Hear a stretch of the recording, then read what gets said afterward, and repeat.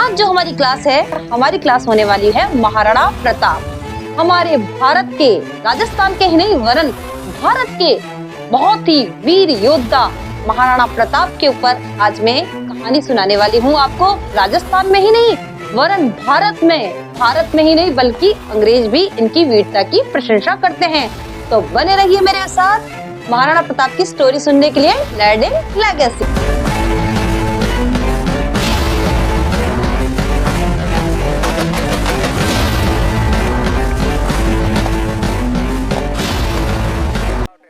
Hello guys, welcome to my class learning legacy. Learning legacy class में आप सभी का स्वागत है। तो बच्चों, कैसे हो आप? आशा करती हूँ आप हमेशा की तरह स्वस्थ, मस्त और व्यस्त होंगे। और अभी तो बच्चे क्या कर रहे हैं?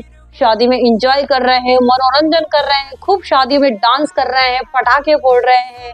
लेकिन शादी के बाद क्या होगा? शादी के बाद एग्जाम आएंगे, तो फिर एग्जाम के लिए भी तैयारी करनी पड़ती है ना। तो थोड़ी थोड़ी तैयारी जब हम करते रहते हैं तो फिर एग्जाम के समय हमें क्या होता है कि ज्यादा बर्डन नहीं होता और हमारी तैयारी सुचारू रूप से चलती रहती है। तो बच्चों, आज जो हमारी क्लास है, हमारी क्लास होने वाली है महाराणा प्रताप। हमारे भारत के, राजस्थान के ही नहीं वरन भारत के बहुत ही वीर योद्धा महाराणा प्रताप के ऊपर आज मैं कहानी सुनाने वाली हूँ आपको। तो बने रहिए मेरे साथ महाराणा प्रताप की स्टोरी सुनने के लिए। Learning legacy. तो बच्चों, अभी आप लोग क्या कर रहे हो? अभी आप लोग शादी में बहुत बिजी हो, बहुत व्यस्त हो। अभी आप की कभी मामा की, कभी चाचा की, कहीं पे शादियां गांव में हो रही है, कहीं शहरों में हो रही है। तो अभी आप क्या कर रहे हो? शादी में बहुत एंजॉय कर रहे हो, बहुत मजे कर रहे हो।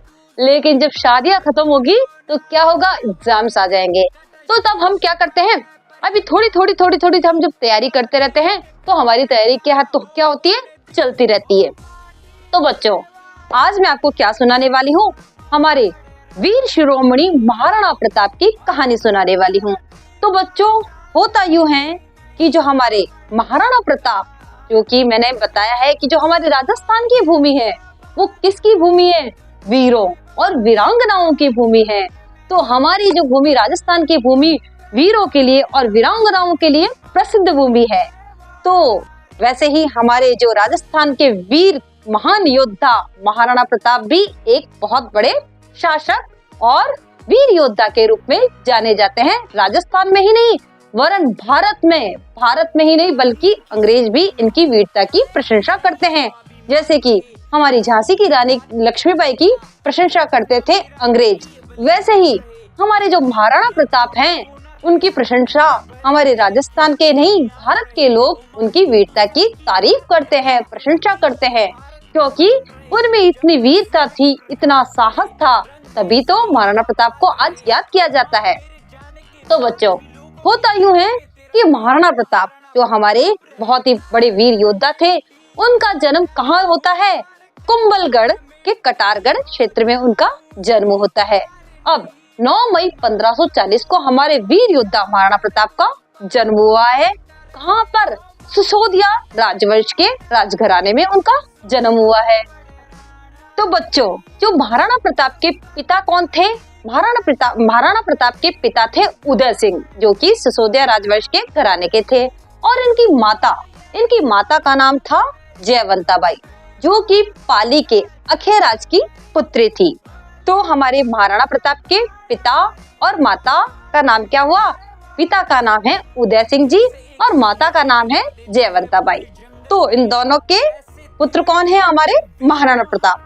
तो महाराणा प्रताप क्या है कि मेवाड़ राजघराने के राजकुमार है, बहुत ही वीर योद्धा है। ये बचपन से ही बहुत साहसी और लीडर थे। तो इनको क्या नाम से पुकारा जाता था? उनको बचपन का जो नाम था इनका कीका था, तो उनको कीका के नाम से जाना जाता था बचपन से। तो जो बचपन से ही तो क्या थे? हमारे महाराणा प्रताप बहुत ही वीर, साहसी और लीडर थे, किसी से डरते नहीं थे। और जो ऐसे बड़े होते हैं, धीरे धीरे हमारे महाराणा प्रताप बड़े होते हैं। और क्या होता है? उस समय हमारे अकबर का शासन होता है।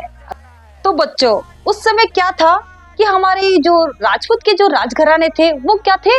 मुगलों के अधीन होने लगे थे, और धीरे धीरे ये बात मेवाड़ तक भी पहुंच गई थी।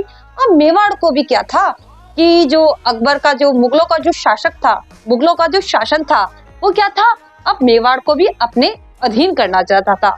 तो जो हमारे महाराणा प्रताप थे वो क्या थे, वो बहुत ही स्वाभिमानी थे, बहुत ज्यादा स्वाभिमानी थे। उन्होंने क्या किया कि जो मेरा मेवाड़ है, जो मेरा सिसोदिया राजवंश है, मैं उसको मुगलों के अधीन नहीं कर सकता। तो वो क्या करते हैं, वो मुगलों की अधीनता स्वीकार नहीं करते हैं। तो महाराणा प्रताप की जो जीवन की सबसे महत्वपूर्ण जो घटना है वो क्या है, हल्दी घाटी का युद्ध। अब क्या होता है, जब हमारे महाराणा प्रताप क्या करते हैं, मुगलों की अधीनता स्वीकार नहीं करते हैं, तो क्या होता है, युद्ध होता है। तो हल्दी घाटी का युद्ध किनके मध्य होता है, इधर तो अकबर की सेना है और इधर किसकी सेना है, महाराणा प्रताप की सेना। अब दोनों के बीच भीषण युद्ध होता है, बहुत भयंकर युद्ध होता है हल्दी घाटी में, जिसमें कि हमारे महाराणा प्रताप का घोड़ा कौन सा होता है, चेतक। आप सब जानते हो ना, महाराणा प्रताप के घोड़े का नाम क्या होता है, चेतक। हमारे महाराणा प्रताप तो वीर है ही है, उनका जो घोड़ा था चेतक वो भी बहुत क्या था, बहादुर था और वो बहुत बड़ा स्वामी भक्त था। वो महाराणा प्रताप की बहुत बात मानता था और इतना स्वामी भक्त था कि वो हल्दी घाटी के युद्ध में क्या करता है, अपने स्वामी को बचाने के लिए अपने प्राण न्यौछावर कर देता है। लेकिन हल्दी घाटी में क्या होता है कि चेतक मारा जाता है, उसके प्राण न्यौछावर हो जाते हैं और वो महाराणा प्रताप के ऊपर बलिदान हो जाता है। अब जब हल्दी घाटी में इधर अकबर की सेना है, इधर महाराणा प्रताप की सेना है, और महाराणा प्रताप की सेना क्या होती है, कम होती है, और अकबर की सेना होती है बहुत विशाल सेना होती है। तो युद्ध बहुत भयंकर स्थिति में होता है और क्या होता है, महाराणा प्रताप की सेना जिसके पास साधन कम है, क्यों कि सारे जो घराने थे वो कहाँ थे, वो अकबर की अधीनता में आ गए थे और जो हमारा जो मेवाड़ का राजघराना था उनके पास साधनों की कमी हो गई थी। महाराणा प्रताप के पास सेना की कमी हो गई थी, साधनों की कमी हो गई थी, लेकिन उनका जो साहस था, जो उनकी वीरता थी, वो कभी कम नहीं होती है। वो अंत समय तक क्या करते हैं, अंत समय तक मुगलों की सेना से लोहा लेते रहते हैं और युद्ध करते रहते हैं। लेकिन क्या होता है, अंत में अकबर की सेना जीत जाती है। लेकिन जो हमारे जो वीर योद्धा है महाराणा प्रताप, वो क्या करते हैं, हार नहीं मानते हैं। उस समय वो क्या करते हैं, बिल्कुल भी अधीनता स्वीकार नहीं करते और उस समय वो कुछ समय के लिए जंगलों में चले जाते हैं और वो क्या करते हैं, जंगलों में अपना समय काटते हैं। लेकिन जितनी उनकी जिंदगी रहती है वो ताउम्र मुगलों की अधीनता स्वीकार नहीं करते हैं। तो क्या होता है, हमारे जो महाराणा प्रताप, जहाँ के पूरे भारत में मुगलों का शासन था, लेकिन एक मेवाड़ ही एक राजघराना ऐसा था जिसने मुगलों की अधीनता को स्वीकार नहीं किया था। वो मर गए। अंत समय तक उन्होंने क्या किया, अपने स्वतंत्रता के लिए लड़ते रहे, लेकिन उन्होंने मुगलों की अधीनता स्वीकार नहीं की। तो बच्चों, इस कहानी से हमें क्या शिक्षा मिलती है? इस कहानी से हमें ये शिक्षा मिलती है कि हमें अपनी स्वतंत्रता को क्या करना चाहिए, अपनी स्वतंत्रता को सुरक्षित रखना चाहिए और अपनी स्वतंत्रता के लिए हमें अंत समय तक प्रयास करते रहना चाहिए। हमारे महाराणा प्रताप से हमें क्या प्रेरणा मिलती है कि जो हमारी स्वतंत्रता है उसको हमें क्या करना चाहिए, सुरक्षित रखना चाहिए और हमें क्या करना चाहिए, हमें किसी की अधीनता स्वीकार नहीं करनी चाहिए। तो वो क्या थे, बहुत ही वीर थे, बहुत ही साहसी थे, बहुत ही निडर थे और उन्होंने अंत समय तक क्या की थी, मुगलों की अधीनता स्वीकार नहीं की थी। तो इस कहानी से हमें क्या प्रेरणा मिलती है कि हमें हमेशा अपनी स्वतंत्रता, अपने स्वाभिमान से जीना चाहिए, जैसे कि महाराणा प्रताप जीते हैं। तो बच्चों, कैसी लगी आपको महाराणा प्रताप की स्टोरी? आशा करती हूँ आपको ये कहानी बहुत पसंद आई होगी, क्योंकि महाराणा प्रताप की स्टोरी, महाराणा प्रताप की जो कहानी है वो है ही ऐसी कि सारे बच्चों को वो बहुत पसंद आती है। कभी वो चेतक के बारे में सुनना चाहते हैं, तो कभी महाराणा प्रताप के बारे में सुनना चाहते हैं।